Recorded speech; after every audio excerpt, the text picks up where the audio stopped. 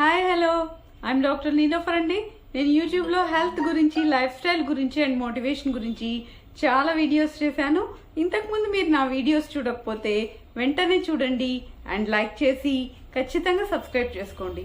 ఇవాళ మన టాపిక్ అయితే షుగర్లో వచ్చిన కొత్త మందుల గురించి. రెండు రకాలైన కొత్త మందులు వచ్చాయన్నమాట. వాటిలో ఒక రకమైన SGLT2 ఇన్హిబిటర్స్ అనే వాటి గురించి ఇవాళ మనం ఈ టాపిక్లో తెలుసుకుందాము. అయితే ఈ మందుల్ని అమెరికా లాంటి దేశాల్లో చాలా విరివిగా వాడుతున్నారు. మరి ఇండియాలో వాడటానికి వీటి వల్ల ఉపయోగాలు ఏంటి, వీటికి సైడ్ ఎఫెక్ట్స్ ఏమైనా ఉంటాయా, తర్వాత వీటి ఖరీదు ఎలా ఉంటుంది, సామాన్యుడికి అందుబాటులో ఉంటుందా, వీటన్నిటి గురించి కూడా ఇవాళ మనం ఈ టాపిక్లో తెలుసుకుందాము. అయితే మామూలుగా ఈ SGLT2 ఇన్హిబిటర్స్ అనేవి ఏం చేస్తాయంటే కిడ్నీ ద్వారా గ్లూకోజ్ని గ్రహించకుండా చేస్తాయన్నమాట.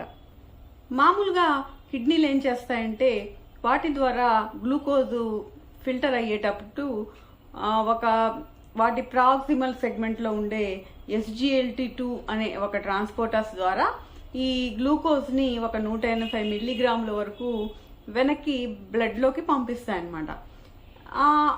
అలా పంపించడాన్ని ఈ SGLT2 ఇన్హిబిటర్స్ అనేవి నిరోధిస్తాయి. తద్వారా ఏమవుతుంది, రక్తంలో షుగర్ అనేది తగ్గుతుంది. అయితే వీటి వల్ల ఉపయోగాలు ఏంటంటే ఇవి షుగర్ని తగ్గించడంతో పాటు ఇన్సులిన్ గ్లూకాగోన్ రేషియో అని ఉంటుంది, ఈ రేషియోను కూడా తగ్గిస్తుంది. దానివల్ల ఉపయోగం ఏంటంటే ఇది రక్తంలో ఉండే కొవ్వుని కరిగించి దాని ద్వారా గ్లూకోజ్ని ఉత్పత్తి అయ్యేటట్లు చేస్తుంది అనమాట.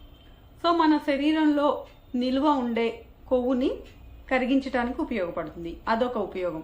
ఇంకో ఉపయోగం ఏంటంటే ఇది శరీరంలో కీటోన్ బాడీస్ని విడుదలయ్యేటట్లు చేసి తద్వారా గుండె పనితీరుని పెంచుతుంది అనమాట. అదొక ఉపయోగం. ఇంకో ఉపయోగం ఏంటంటే హార్ట్ ఫెయిల్యూర్ని కూడా ఇది బాగా తగ్గిస్తుందని ఎంపారెగ్ అనే ట్రయల్లో తెలిసింది.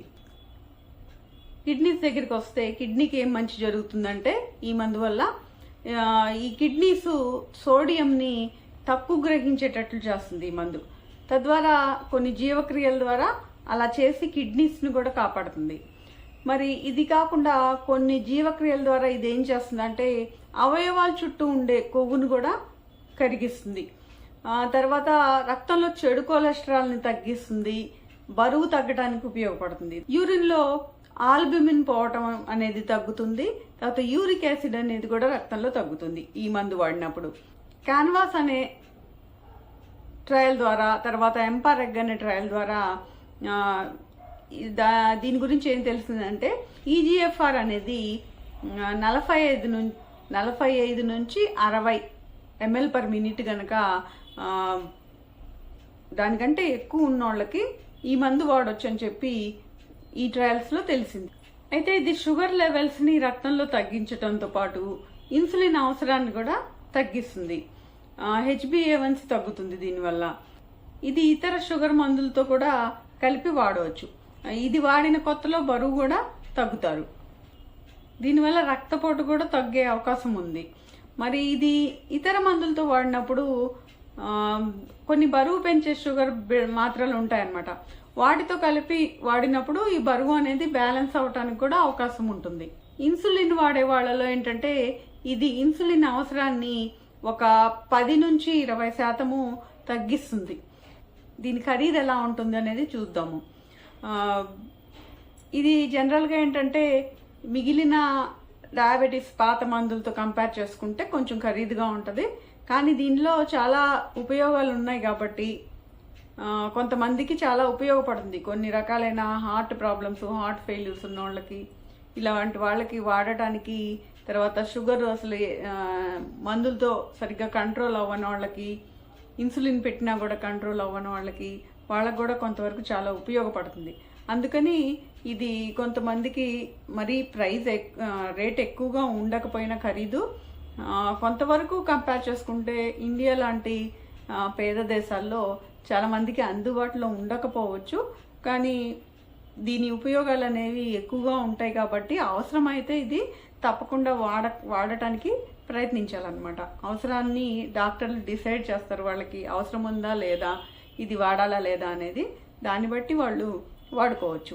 అయితే దీనికి సైడ్ ఎఫెక్ట్స్ కూడా కొన్ని ఉన్నాయి, అవి కూడా తెలుసుకొని ఉండటం మంచిదన్నమాట.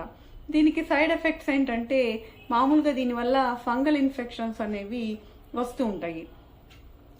యూరిన్లో ఫంగల్ ఇన్ఫెక్షన్స్ రావటము, క్యాండిడా లాంటి ఇన్ఫెక్షన్స్ రావటము, తర్వాత యూరిన్ ఇన్ఫెక్షన్స్ ఆడవాళ్లలో ఎక్కువగా రావటం అనేది దీనివల్ల జరుగుతుంది.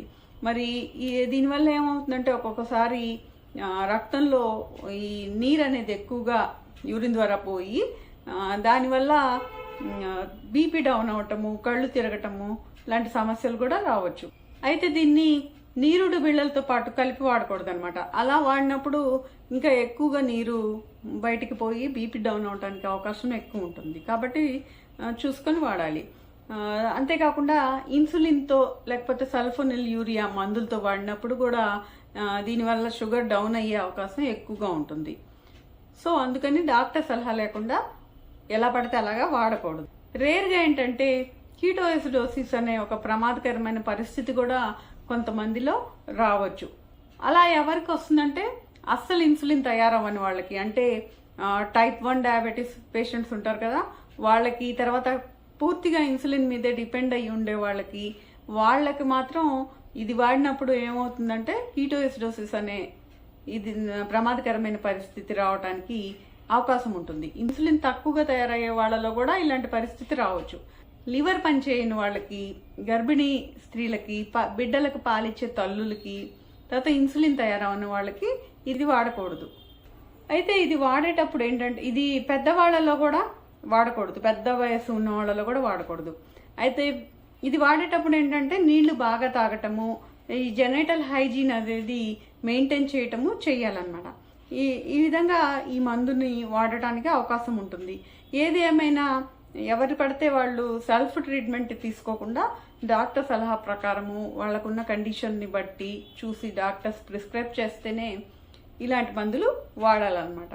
మరి ఇదండి SGLT2 ఇన్హిబిటార్స్ గురించి. ఇంకొక కొత్త మందు DPP4 ఇన్హిబిటార్స్ అనేది ఉంది, దాని గురించి మనం మరో వీడియోలో తెలుసుకుందాం. మరి మీకు ఈ టాపిక్ నచ్చితే వెంటనే లైక్ చేసి షేర్ చేయండి. ఏమైనా డౌట్స్ ఉంటే కామెంట్ రూపంలో తెలియజేయండి. అండ్ సబ్స్క్రైబ్ చేసుకుని నోటిఫికేషన్ ఆన్ చేసుకుంటే ఇలాంటి మరిన్ని మంచి వీడియోస్ మీరు చూడగలుగుతారు. And thank you for watching. మరొక వీడియోలో మళ్ళీ కలుద్దాం.